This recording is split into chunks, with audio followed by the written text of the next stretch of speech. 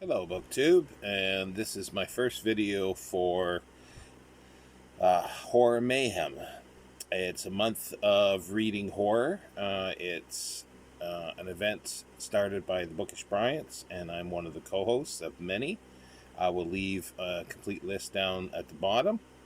And this week, the first week is monsters, creatures, monsters, supernatural monsters, cryptoids, whatever you want, basically. And I had plans, I had some big plans this week of reading Mummies stories, as well as vampire stories, as well as werewolf and ghost. It hasn't started out very well. First book that I wanted to read, one that I'd never read, is The Mummy by Ricardo Stevens. It was published in 1922. This is the Valancourt Books printing. That was done in 2015, I think it was, or 2016, and it's based on the 1923 edition. It has an introduction by Mark Valentine. And it's a pretty good introduction. It talks sort of a very general about mummy stories and how they started. Began a big craze when the Suez Canal was dug between 18. Let's see, get the dates here. 1859 and 69, I think it was, if I can find the dates.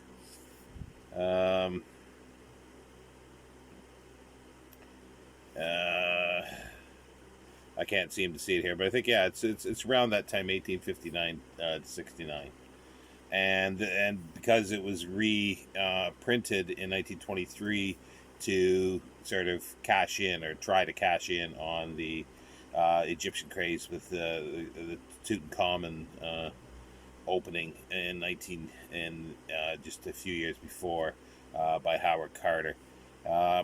And as I said, I never read this book before. I was really looking forward to it.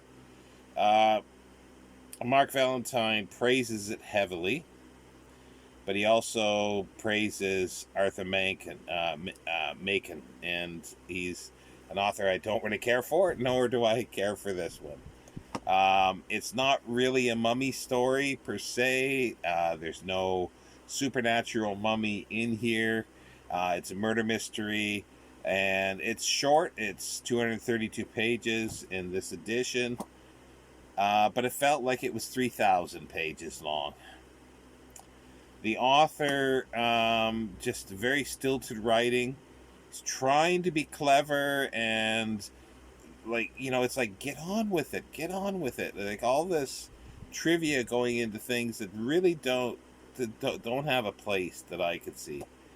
And I found it's basically, it starts out with a doctor being sort of woken up, or it's morning basically. He's having breakfast, and somebody comes and says there's somebody died, and they want him to look at the body, and so he does, and he sees a mummy case in the room where he's writing out the death certificate or some notes, and he found that kind of odd. And then later he gets asked again to another location outside of London. This is all was happening in London, and another sort of mysterious death of a young person, and there's also the same mummy case that's there. And so he gets sort of pulled into this web of deceit, sort of, well, not so much deceit, but a group. There was a guy who Mandeville, I think is the name. He has a mummy. It's a princess of some sort, and it has a curse on it that anybody who disturbs the mummy will pay the price. Will be killed by a woman or something like that, or some sort of veiled curse in that way. So this group decides to get together to have sort of a pact that they will each have they draw a lot, sort of, but it's they uh, deal out a full deck of cards, and whoever has the ace of spades gets her, the mummy, for 2 weeks. And so they did this twice, and on both occasions, the young men died. And the owner says that he's sort of exempt from this curse because he was given this talisman to ward it off. But it's nothing to do with a curse. It's just murder mayhem. Instead of horror mayhem, it's murder mayhem. So I won't go into the details, but I have sort of spoiled it, I guess, for that. But it's just, I expect silliness from mummy stories, a lot of them. The ones that I've read in the past, some of the novels are pretty hokey, but they were fun reads, and they're generally fun reads. But this one was just extremely tedious, as I say. It's like, it goes on while the doctor's trying to figure out what's going on, but, he's talking to people, and it's just meandering all over the place. And the funny part is, every time they deal this out, the cards, and the mummy goes for a ride on the top of a taxi to the next person. They just tie the mummy case onto the top of a taxi. And it's hilarious that's done. And there's a turtle in here too, which comes in near the end, which I thought was sort of funny and a bit cruel, actually. But there's a turtle called Methuselah that's supposed to be really old. And at the end, the doctor takes the mummy back to Egypt and reburies it, in its proper burial place. But he takes the turtle with him, the tortoise, and leaves the tortoise out in the desert outside of the tomb to broil in the heat, I assume. Kind of weird. But as I say, it's like I find that the author's trying to be clever by doing things, and lots of little sort of French sayings thrown into places, and it's just, to me, shoddily written, and I found it very tedious, very difficult to read, much in the same way as Arthur Machen, that I find. I just don't find it conducive to reading, but they have a big following, and so did this book. Apparently, it was the last book by the author, who was a doctor, not unlike Arthur Conan Doyle, and probably knew Arthur Conan Doyle, and he was Scottish and wrote a number of books. I'm not going to search out anymore, that's for sure. I'm sort of glad I read it, because it chucks off, it ticks off another mummy book, and this usually is put in with mummy books, even though it's not per se a mummy book, like Mummy Curse book.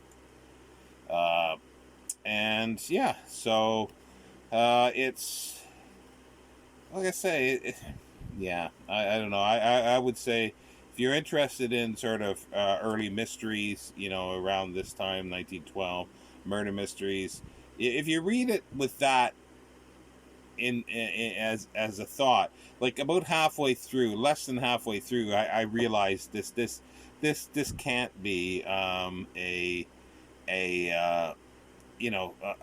Mummy Curse book, because there's nothing sort of like, they always usually have frightening things or creepy things happening and stuff like this, and there isn't with this. And it's mostly just the deaths. So I figured, well, that's what it is. That's just a red herring. The mummy is a red herring, and it turns out to be correct. So read in that way, it's not bad. It's interesting, because I do like reading these type of things from this period. So it wasn't a wasted read, but it's not what I was expecting. Let's put it that way. Anyway, so I'll be back. I'm reading currently stories from Lost in a Pyramid, and other classic mummy stories. This is by the British Library. This has some good stuff in. This is definitely a fun read, and I think most of it is going to be. So I'm really enjoying this, but I'll do another video on the short stories in here, and possibly even a full video on one. It depends. But yeah. So, and this week I think I'm going to just concentrate, because it's almost the week's over now. I had expected to have this done and on by Monday, but it's just I didn't get it done until Wednesday morning, so it was very, very slow. Or actually, no, yeah. Tuesday night, Wednesday morning, I finished it. So I'm behind in the mummy stories, and I want to continue with those. So I'm going to put some things onto other weeks, because I think I can. The vampires novel that I have, I'll put on there, and I might even because it like on next week I'll put on Gothic, because it'll work in Gothic, and the ghost stories. Not sure if they'll fit anywhere, but I'll probably just wind up reading those separately, because I wanted to read the volume that I had. And the werewolf stories, I'll throw those in the final week with folk horror. That'll work there. So I'm going to spread these out a little bit, because I do want to read them, and I'm going to cheat a little bit. So anyway, I will see you next time, Book 2.